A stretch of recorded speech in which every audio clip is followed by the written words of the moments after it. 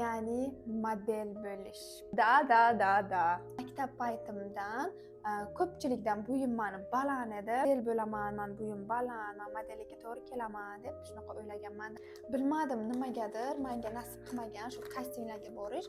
Hech qaysiga bormaganman. Keyinchalik turmushga chiqdim va erim bu orzuyimni qo'llab-quvvatlamadilar. Bo'lmaydi modellik deb. Keyin yanada men sovib ketdim modellikdan. Modellarga havas qilganim uchun ham bitta tug'mam figuramni yo'qotmaganman.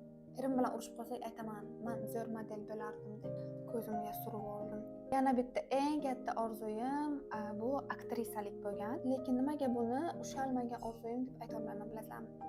Chunki men serialga ham tushganman, klipga ham tushganman. Ko'pchilik bu narsani bilmaydi, ko'rmagan. Agar sizlarga qiziq bo'lsa, qaysi serialda va qaysi klipda tushganligim yozib qoldiringlar. Buni o'zini men отдельно video qilib chiqaman. Chunki juda ham zo'r va juda ham katta istoriya bu. Ayniqsa kastinglardan o'tishim, hatto qilishim, syomka jarayoni вообще qiziq. Men bu narsa haqida hech qayerda gapirib bermaganman to'liq. Menda o'sha serialning treyleri bor.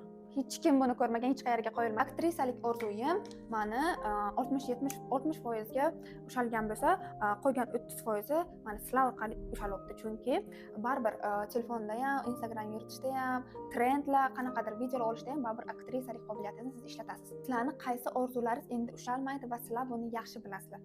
Shu narsani kommentariyada yozib qoldiringlar. Всем пока.